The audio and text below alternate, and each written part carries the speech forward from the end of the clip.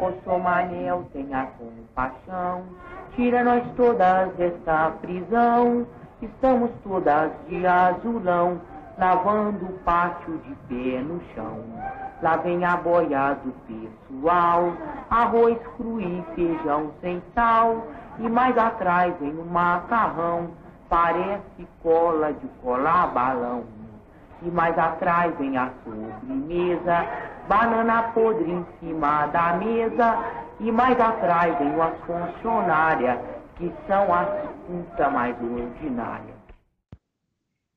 O movimento da reforma psiquiátrica brasileira, ocorrido na década de 70, ganhou força no decorrer dos anos 80 em meio ao processo de redemocratização do país e da reforma sanitária, que deu origem ao Sistema Único de Saúde.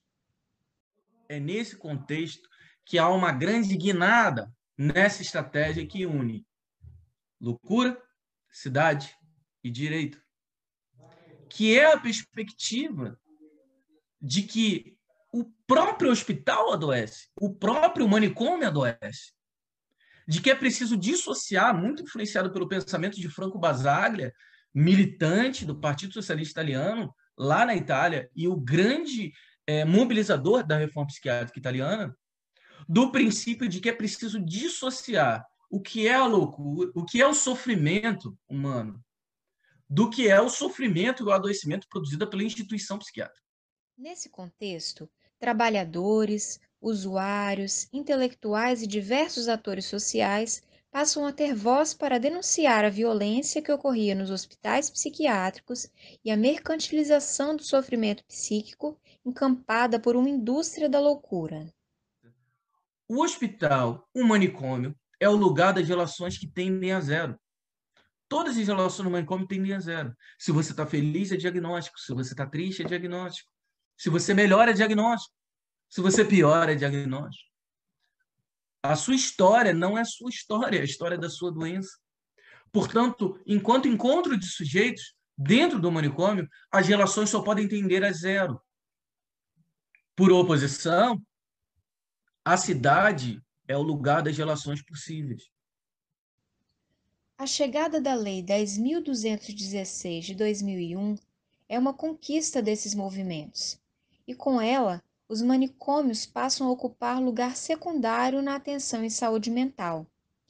A tônica agora passa a ser a garantia do cuidado comunitário, com a clínica sendo tecida em liberdade. É preciso desmontar a manicomialidade para entender o sofrimento humano e cuidar dele em liberdade é um princípio básico para que as relações, para que o vínculo, palavras como atenção psicossocial, vínculo, vão se derivar dessa perspectiva do cuidado e liberdade, que está diretamente relacionada com a cidade.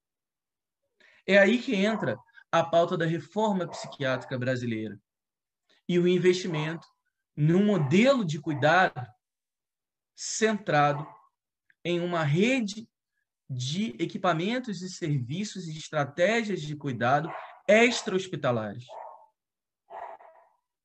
que não se pautem no que Foucault vai chamar de sequestro social, mas que se centrem em um cuidado que opera junto com a cidade, junto com a comunidade, nos territórios de vida dos sujeitos, com as pessoas que fazem parte da vida dele.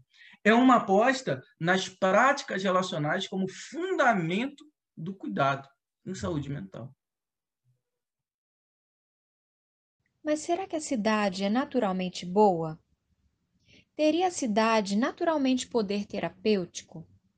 O que precisamos fazer para tornar a cidade um espaço de cuidado em meio às realidades territoriais marcadas por opressões, desigualdades e violências? Vale destacar que a reforma psiquiátrica emerge no contexto em que se consolidam as lutas urbanas no Brasil, que fazem emergir então o Estatuto da Cidade, cujos princípios básicos são o planejamento participativo e a função social da propriedade. E algo se coloca de fundamental com o Estatuto da Cidade, que é a separação entre o direito de propriedade e o direito de uso. Sustentando, portanto, que embora o direito de propriedade seja constitucionalmente inalienável, O domínio sobre a propriedade privada tem que passar por um conjunto de planejamentos urbanos no sentido dos seus impactos globais naquele ambiente urbano. A mudança de concepção do lugar onde se deve operacionalizar o cuidado e a transformação da própria concepção de cuidado passam a levar em conta a garantia da diferença na cidade em suas várias estéticas de existência. Isso se encontra na medida em que o conceito de território e os desafios para um cuidado no território, para a territorialização do cuidado, em termos de atenção psicossocial, esbarram diretamente nas desigualdades estruturais que perpassam uma produção, no Brasil, uma produção social desigual e combinada das cidades. Desigual em termos de uma distinção socioespacial de acesso a direitos e de acesso aos equipamentos técnicos, seja internet, luz, água, e combinada em termos de uma formação e uma construção urbana que consorcia espaços de exclusão, de baixo investimento técnico, onde o fenômeno técnico não entra em sua completude, mas com baixíssimo custo para a sobrevivência, com espaços de alta densidade técnica.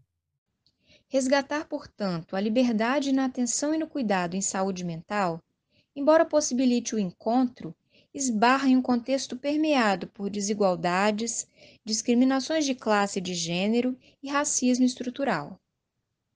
Como, então, garantir a ruptura da lógica manicomial em territórios adoecidos e permeados pelo preconceito? E a centralidade dos debates nos dias de hoje tende a caminhar dos desafios do cuidado no território, ou seja, os desafios para a realização da cidadania, para os desafios da cidade. Uma vez que, muito mais do que consumidores dos direitos urbanos, dos direitos sociais concentrados nas cidades, como sujeitos plenos, como cidadãos plenos, lhes cabe também o direito à produção do espaço urbano.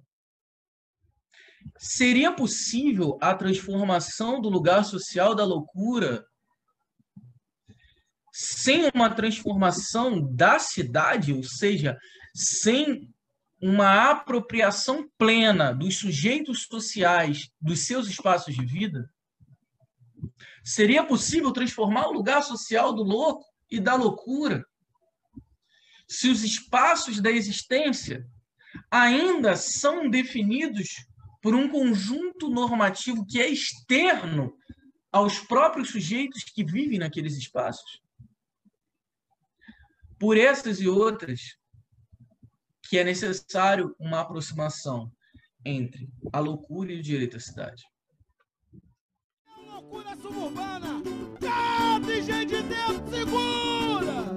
Hoje eu vou abrir as portas, hoje eu vou sair às ruas, cantando junto com loucura, o samba celebrando a paz. Hoje eu vou abrir, hoje eu vou abrir, sacode meu sete loucura, o samba celebrando a paz. E conforme eu vou dançando, eu vou encontrando pessoas aqui, pessoas ali. Eles nunca deixam de vir no bloco. Até pessoas que eu não via há anos, de cabelinho cortado gordinho, né, com a mãe, com a família.